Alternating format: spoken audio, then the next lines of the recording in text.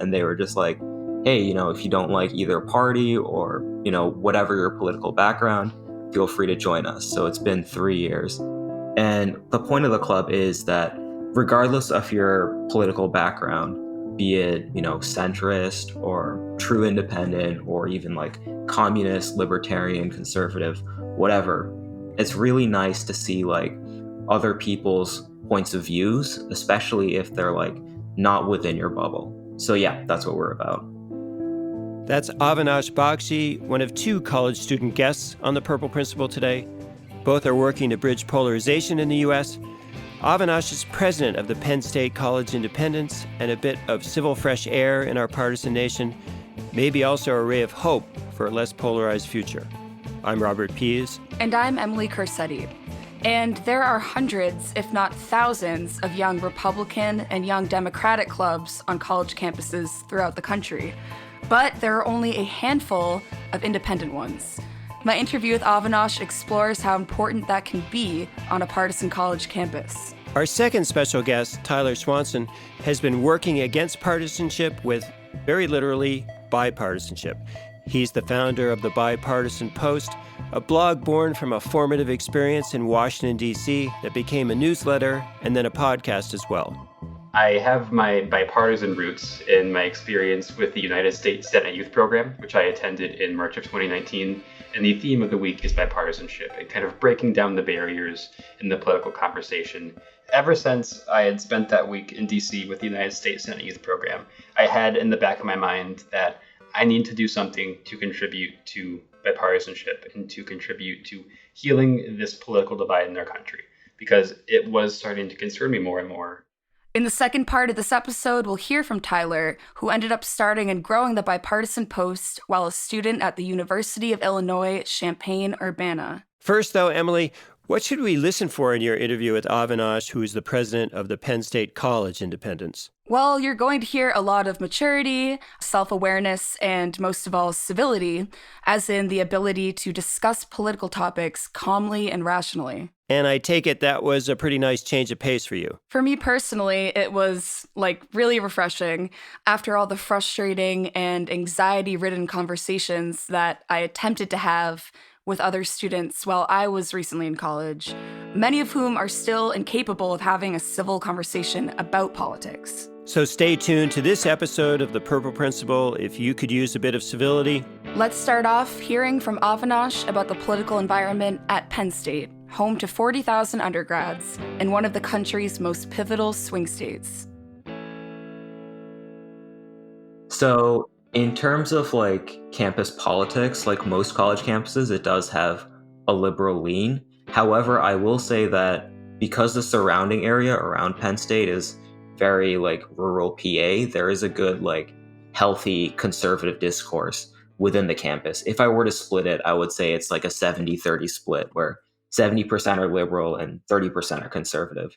And I wouldn't even say, to me personally, it was a shock moving into campus because I'm from Massachusetts, which is heavily liberal. So that's kind of the bubble I've been in my whole life.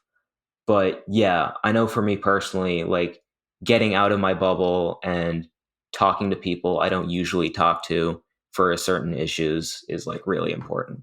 Have there been any times where you received backlash for being an independent, on campus or anything? I would say for the most part, within college or within the politically informed, they usually understand why I describe myself as an independent first. And then once they get to know me, they're fine with it. But I find that when I talk to people who aren't as involved in politics, for example, my friends within my major, they're like, oh, you sound like a Democrat, so why don't you just say that you're a Democrat? Yes, when I was in school, I felt like the young liberals were too concerned with political correctness to the point where it was overwhelming or maybe even self-defeating. And the young conservatives were almost like trolls towards that. Do you see that on your college campus? I feel like that is my biggest issue. That's why I don't describe myself as a Democrat anymore, just because I hate the idea of identity politics kind of taking over instead of policy politics. But in terms of how campus works, I find it a lot easier to talk with students who identify as conservative in campus rather than students who identify as Democrats in campus, surprisingly, only because almost like people who are on campus and identify as conservative are already, I feel like, they sort of know that they have to listen to other viewpoints. Whereas if you talk to like a Democrat, it's like, oh, there's a lot of gatekeeping. It's like, oh, you're either all with us or like you're against us.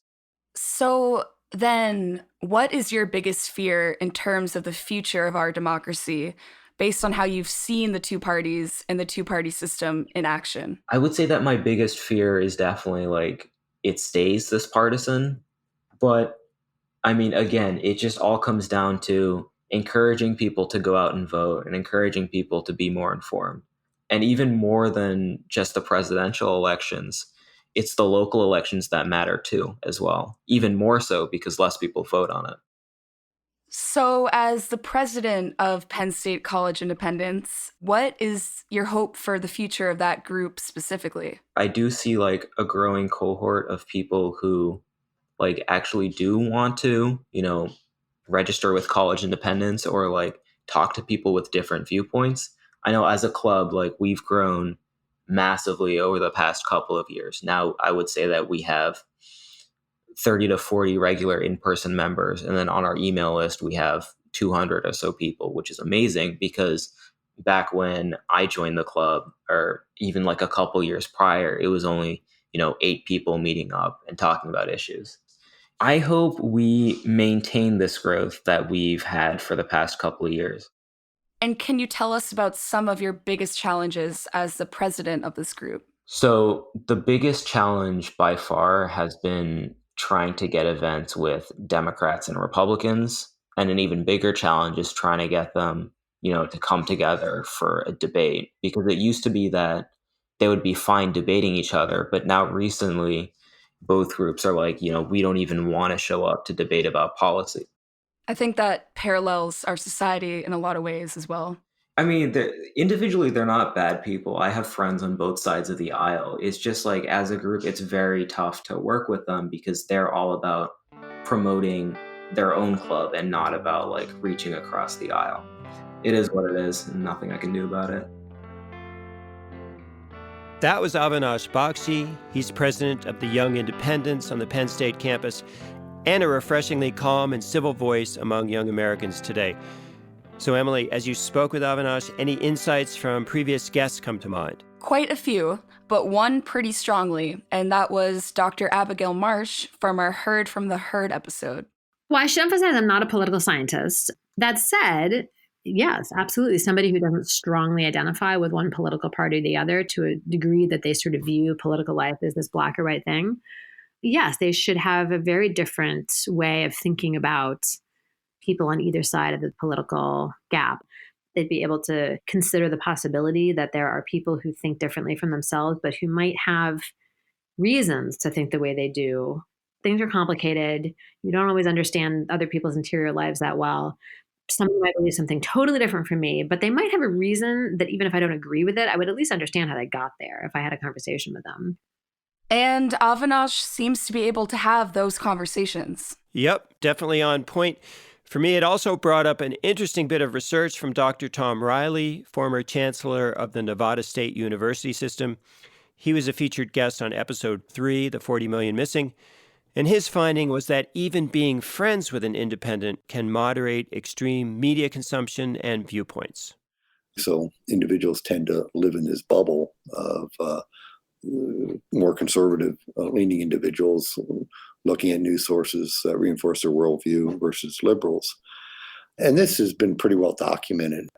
But when they had independents as part of their networks that they talked to on an ongoing basis, it tended to moderate their media consumption, which means in the case of the very more conservative individuals, they tend to introduce additional media sources. And I think it's pretty powerful. Again, that needs to be looked at further. Media consumption also comes into play in the next interview segment with Tyler Swanson. He's the founder of the student-run Bipartisan Post. I asked him how someone of an age normally known for passionate and partisan views on politics decides what's really needed is more bipartisanship. So I started the Bipartisan Post in July of 2019 after kind of spending my summer wanting some way to contribute to the political conversation. I have my bipartisan roots in my experience with the United States Senate Youth Program, which I attended in March of 2019. It is a week-long program where 2 high school students from each state are invited to Washington, D.C. for a week, and the theme of the week is bipartisanship and kind of breaking down the barriers in the political conversation, being able to bridge the gap and understand things from everybody's perspective. So from that, I realized, a bipartisan post seems like the most healthy way to contribute to the conversation. So I started posting articles on this website that I made. I started inviting my friends to do so as well. And we just started trying to inform the public on policy issues in the most unbiased, bipartisan way possible. So then how did it get from like a blog post to the full-on Bipartisan Post podcast that you have with a team of young people from all over the country? To be honest, it kind of just happened. I started writing the articles myself, and my friends saw it. And then my group of friends who I had spent most of the week with at that group said, hey, these articles are great, and we want to write articles as well, but what if we did a podcast? Because, of course, this is the time when everybody's starting to record a podcast. And we thought that'd be fun. We did it at first just to kind of reconnect and have fun conversations about political issues. And then it started growing more and more, and we got more listeners. We got more people visiting the website. And next thing you know, I get applications of people wanting to join us. I'm starting to connect with other centrist and independent bipartisan sources online. And it's been growing and growing ever since. And it's been really fun to do. So do you remember the first post or blog or first piece that you created that made you feel like, wow, I'm excited about this. I think I'm doing something here? I would say probably the first time that I actually felt like I contributed to a topic and made an actual worthy piece on a political issue would probably be when I wrote about a new law in California that would allow student athletes to be paid and be able to make money from their likeness. Hearing people say, really, thank you for putting up this article. I didn't know about this. And it actually helped me, form an opinion and, kind of start to believe that, what you're saying here makes sense. That was really rewarding. And ever since then, I've strived to achieve that same level of being able to inform and to help people form their opinions in that way with my articles. So then where do you get your news from? And also, how do you navigate polarizing media? I try to get as many sources in as possible. Generally, if I'm just kind of in a rush, I'll listen to NPR and their radio shows. I think they generally do a pretty good job of presenting things in an objective formula. But of course, I'll like to go a lot deeper. So I always have the Google News app on my phone. I'm going through and trying to find articles. And when I find a topic, I go through at least 3 to 4 different sources. So I can try to make sure I'm getting at least a couple of different perspectives there. And hopefully, learning more and getting both sides of the argument that somebody might not actually get when they just go through and read 1 or 2 articles.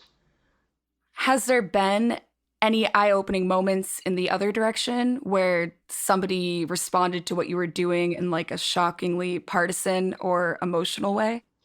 There is always, also, of course, for every comment that's like, thank you, you really opened my eyes. There's one comment that's like, no, you're completely wrong, MAGA, or you're completely wrong, like, Bernie 2020, or, somebody defending their camp and their idea because they just don't want to listen to what you're saying.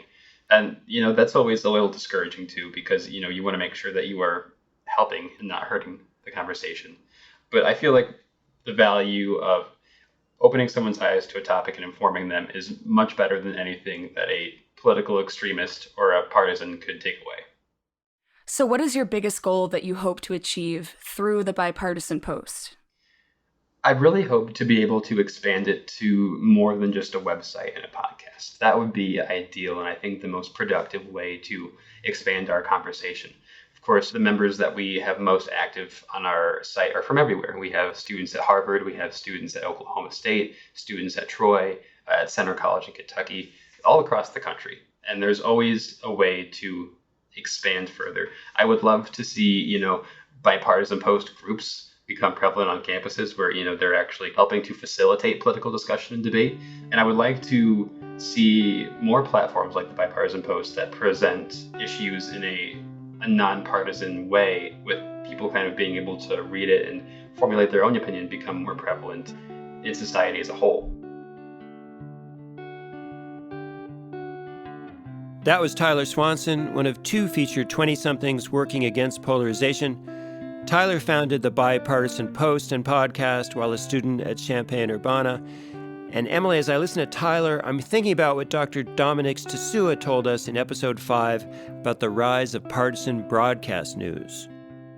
What happened is that back in the late 70s, early 80s, if you were following the news, roughly a third of the time, you would encounter like a reference to a politician or a quote from a politician. So 1 in 3 stories, roughly. Now, fast forward to the mid-90s, we're now at 56%. Majority of content is now partisan.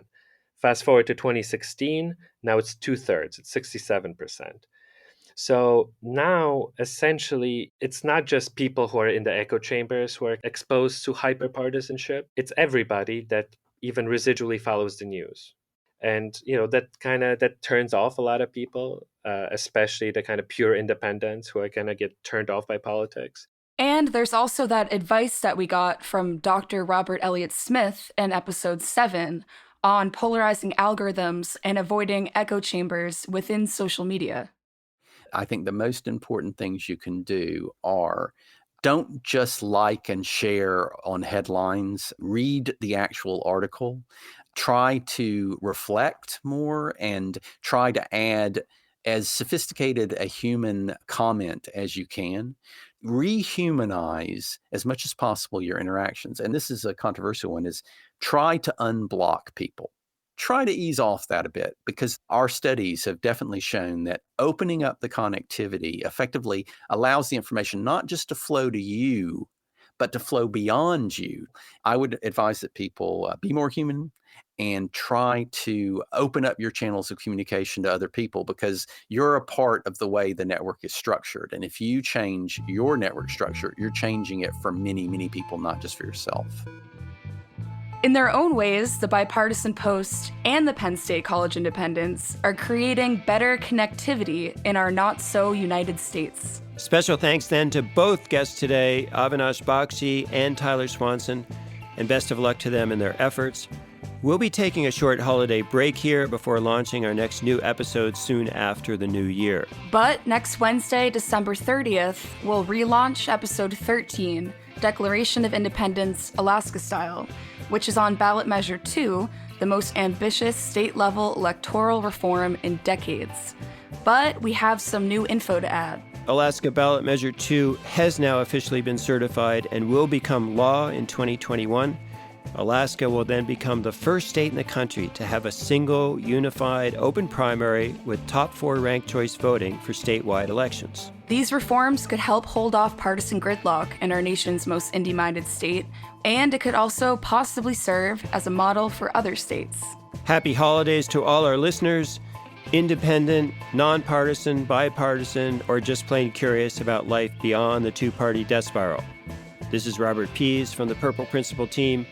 Emily Crissetti, co-host and staff reporter, Kevin A. Klein, audio engineer, Emily Holloway, senior research and fact-checking, Johnny Dowling, research associate.